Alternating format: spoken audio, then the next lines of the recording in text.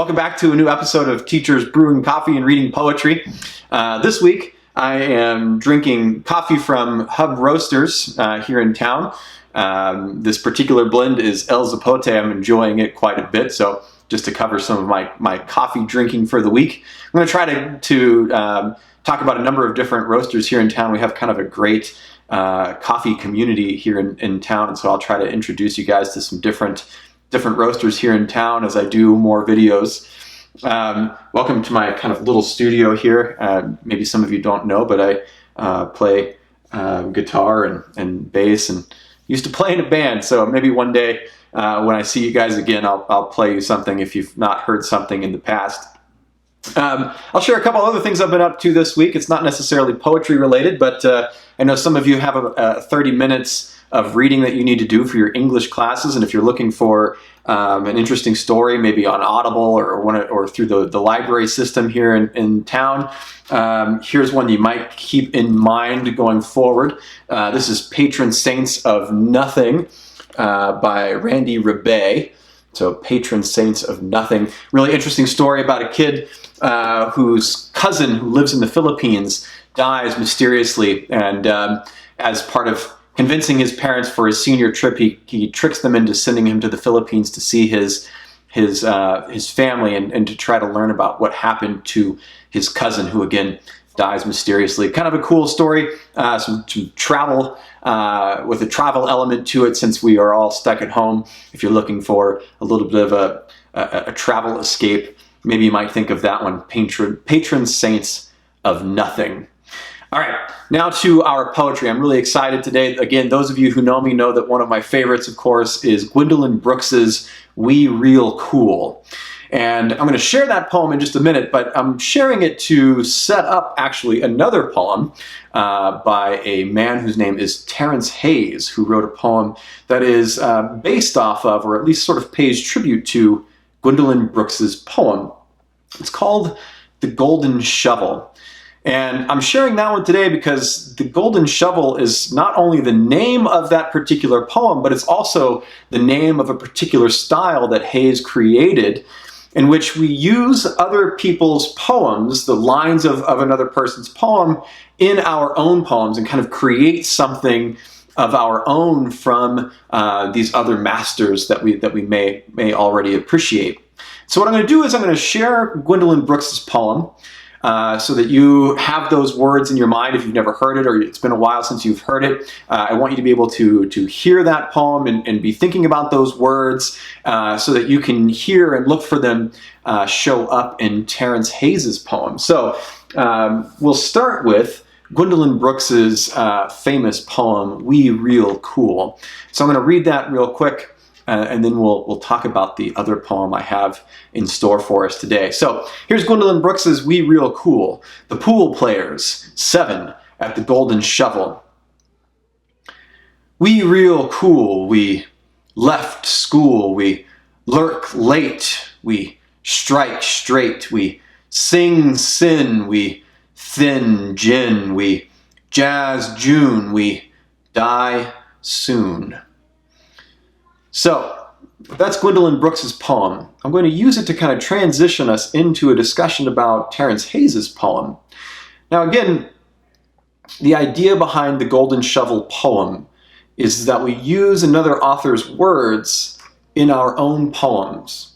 And what ends up actually happening is that you can either take a single line, or as we'll see in Terrance Hayes' poem, he actually uses the entire poem.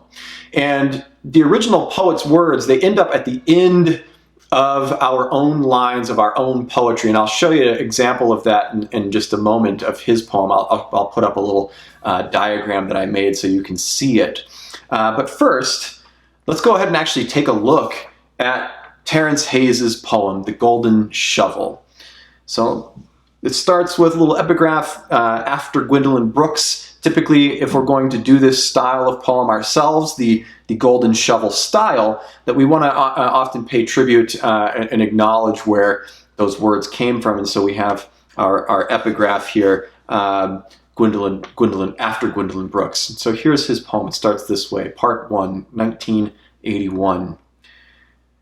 When I am so small, Dad's sock covers my arm. We cruise at twilight until we find the place the real men lean, bloodshot and translucent with cool.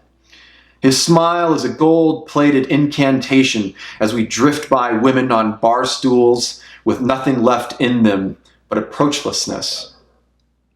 This is a school I do not know yet, but the cue sticks mean we are rubbed by light, smooth as wood, the lurk of smoke thinned to song. We won't be out late. Standing in the middle of the street last night, we watched the moonlit lawns and the neighbor strike his son in the face. A shadow knocked straight. Dad promised to leave me everything. The shovel we used to bury the dog, the words he loved to sing, his rusted pistol, his squeaky Bible, his sin. The boy's sneakers were light on the road. We watched him run to us looking wounded and thin, thinking he'd been caught lying or drinking his father's gin. He'd been defending his ma, trying to be a man. We stood in the road and my father talked about jazz, how sometimes a tune is born of outrage. By June, the boy would be locked upstate. That night we got down on our knees in my room. If I should die before I wake, Dad said to me, it would be too soon. Part 2, 1991. Into the tinted city we go, weakened by the fire's ethereal afterglow, born lost and cooler than heartache. What we know is what we know. The left hand severed and schooled by cleverness. A plate of weekdays cooking, the hour lurking in the afterglow, a late night chant. Into the city we go. Close your eyes and strike a blow. Light can be straightened by its shadow. What we break is what we hold. A singular blue note.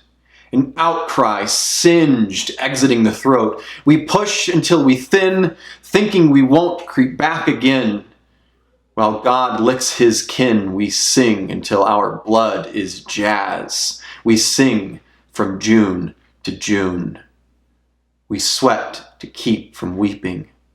Groomed on a diet of hunger, we end too soon. That's Terrance Hayes' The Golden Shovel.